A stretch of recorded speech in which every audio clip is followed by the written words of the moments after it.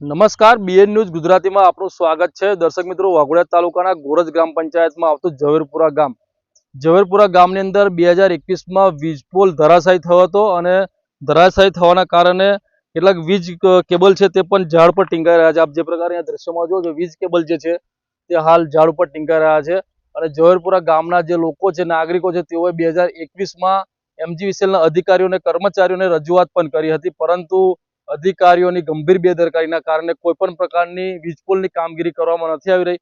અત્યારે આપણને વીજપોલ 2021માં જે નીચે ધરાશાયી થયો હતો તે પણ આપણને બીએન ન્યૂઝ ગુજરાતીના પ્લેટફોર્મ પર બતાવું કે 2021થી આ જે વીજપોલ છે તે અહીંયા હાલ ધરાશાયી થઈ નીચે પડી ગયેલો છે। તે આપ દ્રશ્યોમાં જોઈ શકો છો। એમજીવીસીએલના અધિકારીઓને વારંવાર ગામના લોકો દ્વારા રજૂઆત કરવામાં આવી હતી, પરંતુ આ જાડી ચામડીના અધિકારીઓ દ્વારા કોઈ પણ પ્રકારનું કામગીરી વીજપોલની કરવામાં ન આવી અને તેના લીધે આ વીજ કેબલ જે છે તે ઝાડ પર ટીંગાઈ રહ્યા છે।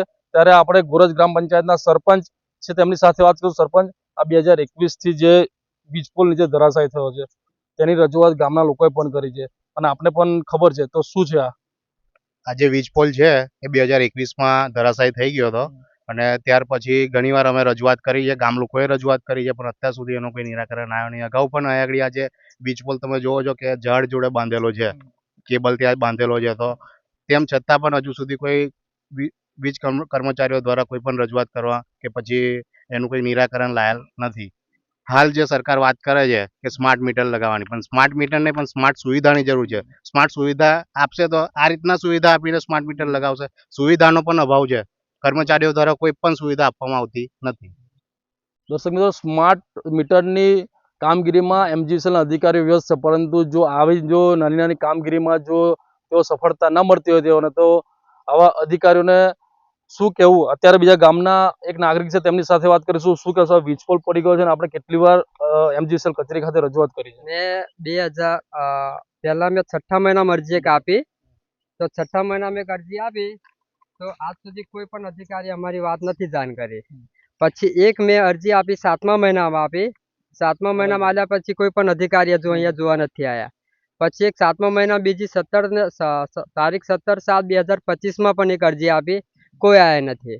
અમારે અત્યારે મીટર ડીપી છે, ડીપી ત્યાં આગળ ફીજ છે, એક ફીજ પણ નહીં અને બોર્ડ પણ ખલાસ છે। વારંવાર વાયર ઘાલી મૂક્યા છે, ગામના ભાઈઓ જઈને રિપેરિંગ કરીને ટેમ્પરરી ચલાવે છે। બધા જ અધિકારીનો અમે હેલ્પરોને બધી જાણ કરી, પણ એ લોકો આવીને અમને ટેમ્પરરી આવીને રિપેરિંગ કરીને જતા રહે છે અને આજ સુધી ટેમ્પરિંગમાં જ કામ ચાલે છે।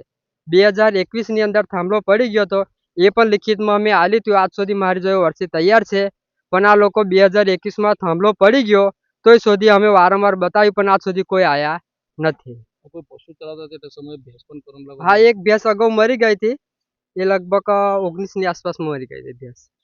દર્શક મિત્રો, આ જગ્યા પર પશુપાલકો જે છે તે પોતાના જીવના જોખમે પશુઓ પણ ચરાવી રહ્યા છે અને તેઓ એની એક ભેંસ છે તે પણ વીજ કરંટ લાગવાથી તેનું મોત પણ થયું હતું। ત્યારે આપ અહીંયા જુઓ છો, મોટી સંખ્યામાં ઝવેરપુરા ગામના જે નાગરિકો છે તે પણ અહીંયા આ સ્થળ પર એકત્રિત થયા છે અને તેઓની રજૂઆત છે કે વહેલી તકે આ વીજપોલ જે પડી ગયો છે તે વીજપોલ એમજીવીસીએલના અધિકારીઓ દ્વારા જલ્દીથી નવો ઊભો કરવામાં આવે અને જ્યાં જીવના જોખમે લોકો અહીંયાથી પસાર થઈ રહ્યા છે, પશુઓ ચરાવી રહ્યા છે, તેઓને કોઈ પણ પ્રકારની હાલાકી ન ભોગવવી પડે તે પ્રકારની આ લોકોની રજૂઆત છે। ત્યારે હવે જોવું રહ્યું કે એમજીવીસીએલના અધિકારીઓ અને કર્મચારીઓ ક્યાર સુધીમાં આ વીજપોલ ઊભો કરે છે।